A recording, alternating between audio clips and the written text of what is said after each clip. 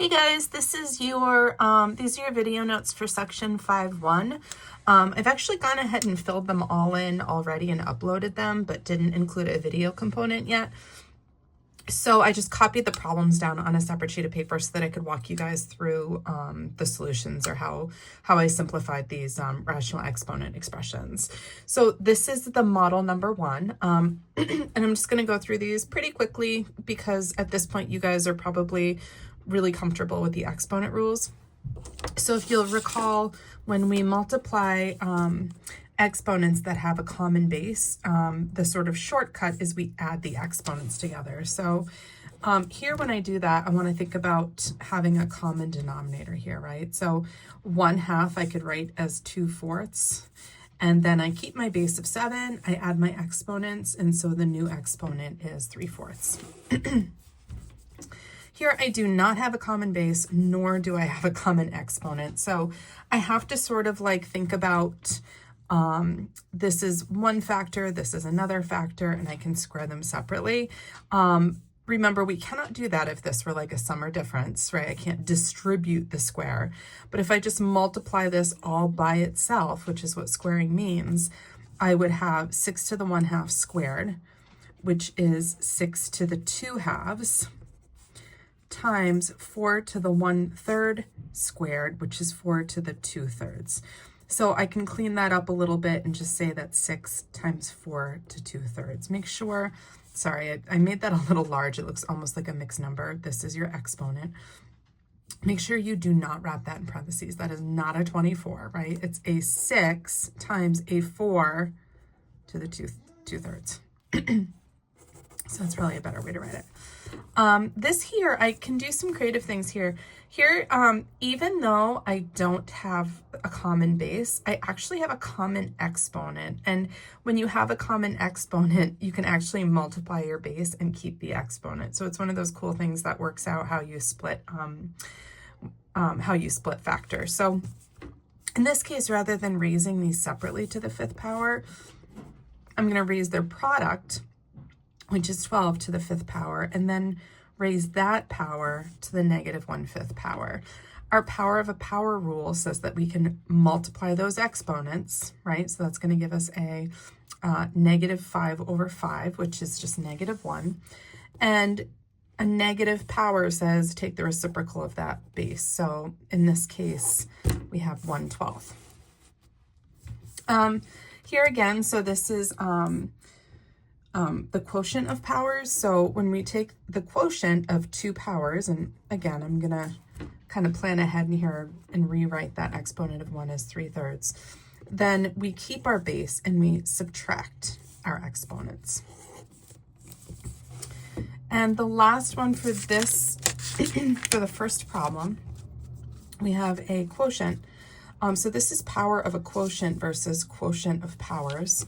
And power of a quotient says, oh, you can do all sorts of fun things here. So we actually have different bases, but same exponent. So when that happens, I can consolidate. So I can actually do my 42 divided by 6 and get 7 to the 1/3 power, and then raise that to the 2nd power. And when I do that, I'll have 7 to the 2/3 power because we multiply when we do power of a power. So that's our answer for that one. So if I've done this right, these will all match the answers that I've already shown you. So this is model number 1 that we just did. And on the other side of this paper, I've gone ahead and copied down the problems for model number 2.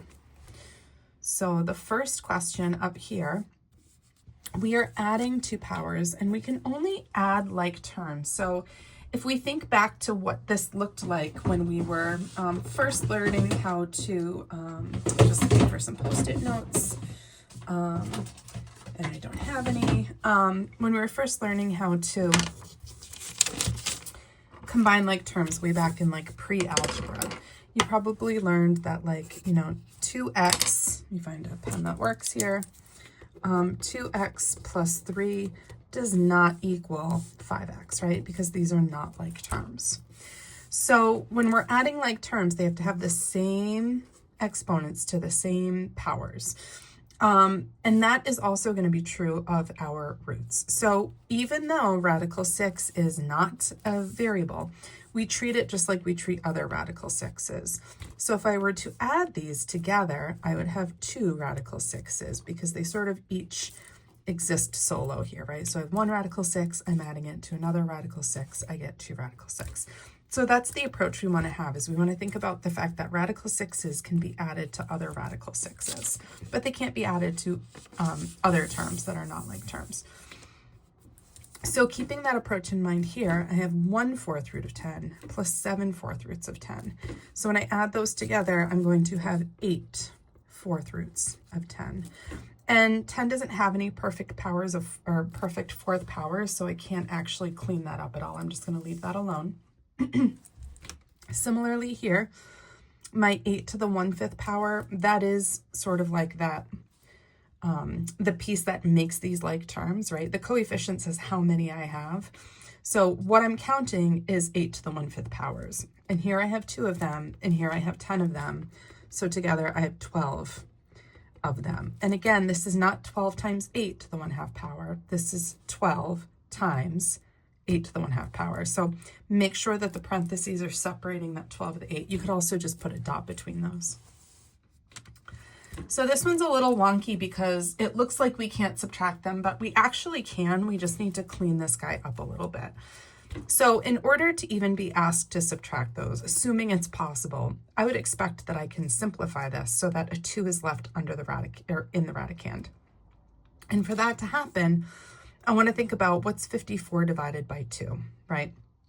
Now, obviously, this could not be simplified to be a radical 2, but it would be a terrible model problem to show you. So the other way to think about it is, are there any perfect cubes that are factors of 54?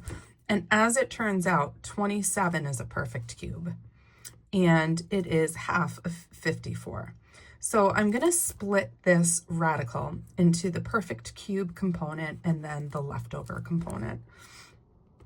And again, because I'm subtracting here, I want to think about the fact that this cleans up to be a 3, right? The cubed root of 27 is 3. So that's 3 cubed root of 2's minus. It helps me when I do this to put the 1 there. So I remember I'm subtracting, not dividing. I don't want to just like cancel those out and say it's 3, because in reality, it's 2 cubed root 2's. And that's my final answer for model number 2.